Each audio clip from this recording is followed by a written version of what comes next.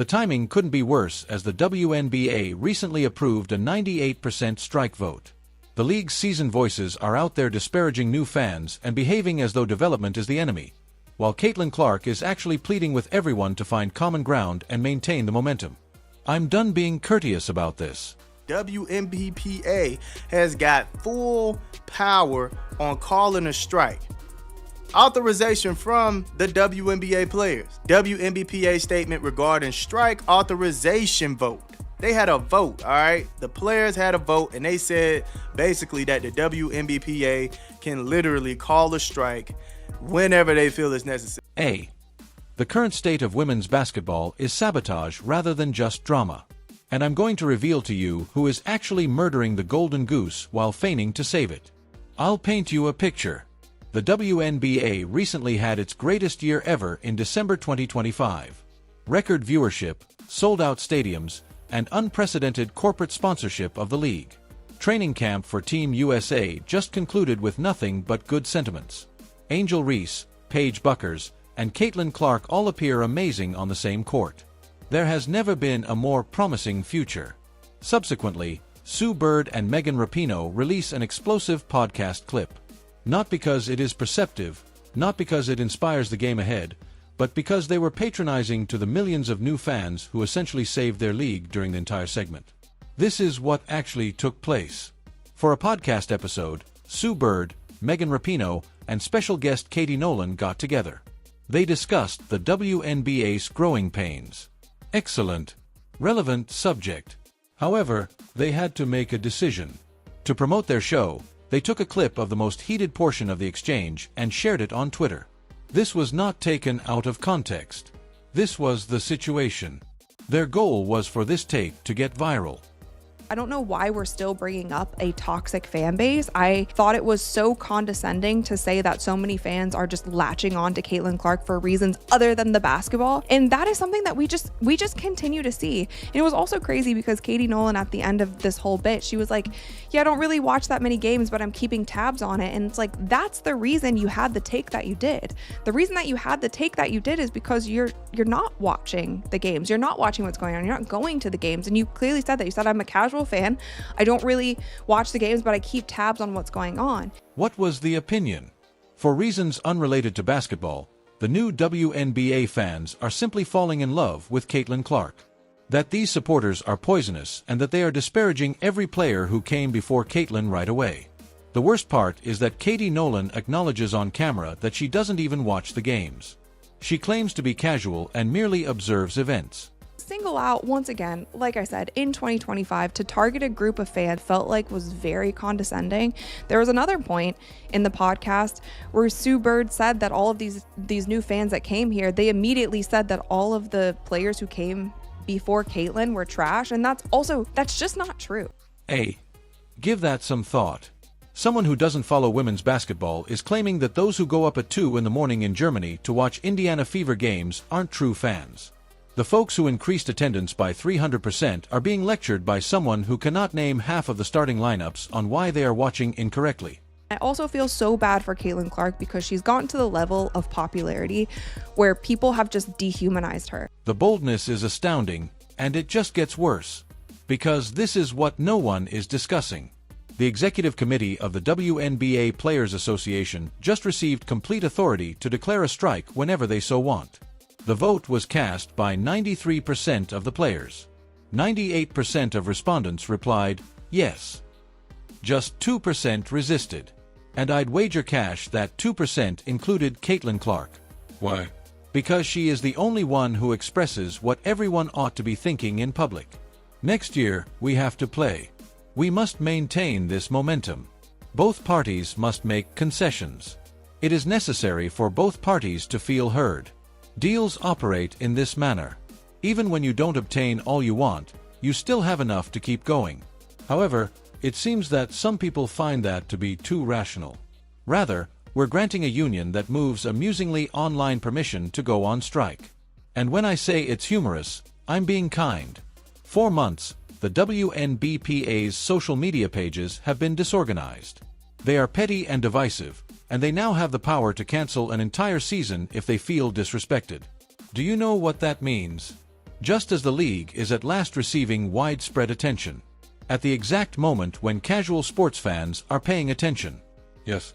The players simply gave someone the ability to blow everything up when corporate money was flowing. And why? Better travel, more equitable contracts. Of course, improved marketing is long overdue. But you know what destroys it all? No games, no season, no viewers, no income, no prospects. This is the unpleasant reality. No one in the WNBA media wants to say it aloud. Those who weren't watching when it was only the core fanbase are the ones who are moaning the loudest about new admirers. When Caitlin Clark isn't in the headline, the same analysts who are complaining about her consuming too much media don't cover anyone else. Even the podcasters who operate as women's basketball gatekeepers are unable to dedicate themselves to watching entire games. L. Duncan stated it aloud. She claimed that the Caitlin Clark fanbase drains the WNBA's vitality and enjoyment. That they had more topics to talk about, more variety, and more coverage before all these additional folks arrived. And my answer, it's easy, so talk about them. You are not being stopped by anyone.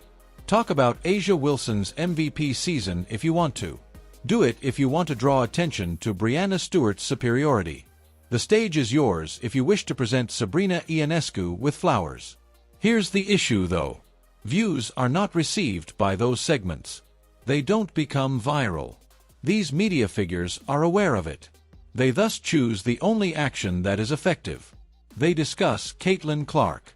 When that works too well, they accuse her admirers of coercing them. I've never seen reasoning this backward. Her name served as the foundation for your platform. Her highlights were the source of your clicks. You're now upset because it was successful. Allow me to provide you a particular illustration. A'ja Wilson was the subject of an article. Gorgeous item. Well-deserved praise. The same reporter who had written a positive piece about Caitlin Clark the previous year also took a random jab at her in that article. What was the purpose of that line? What was added? In what ways did destroying one player improve the narrative about another? It didn't. However, it attracted attention. It provoked discussion. Clicks were triggered by it. And that's the current game. Caitlin Clark is so dehumanized that she is merely satisfied. Not a human, not a 23-year-old child struggling with pressure, injuries, and stalkers that no one her age should have to deal with. It's just a name you can use to increase your stats in any content. She also manages it with more poise than anyone in her position ought to. She competes, she shows up, and she perseveres. Another podcast part that questions the motivations of her fans also expresses gratitude to her. This is where things become extremely messy. The Indiana Fever's 2026 schedule has just made public. Caitlin Clark isn't involved either. Not highlighted, not discussed, simply not present. And fans are going crazy, wondering why the biggest star in the history of the franchise isn't scheduled to play. I'll be fair now. This wasn't deliberate disrespect, in my opinion. Image rights, I suppose.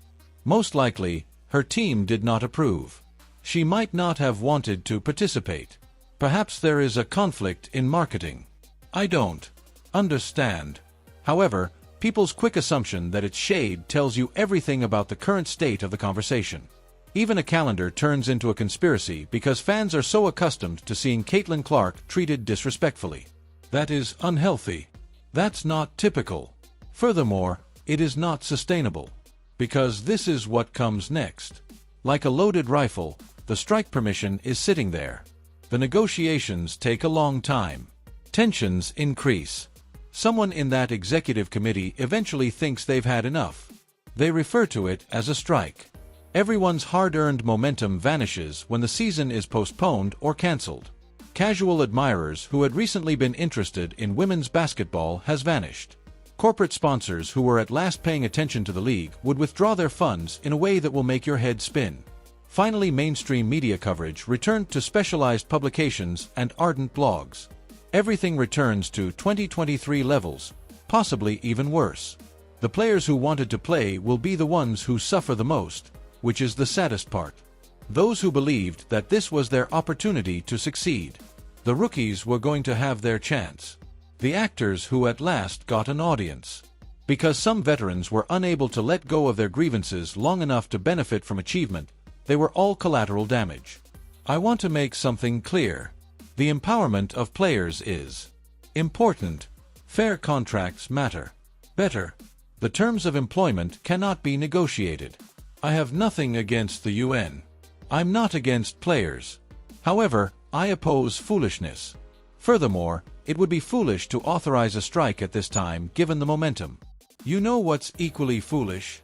Putting more effort on disparaging your own supporters than cultivating them. Creating podcast segments that target ticket purchasers in an attempt to go viral.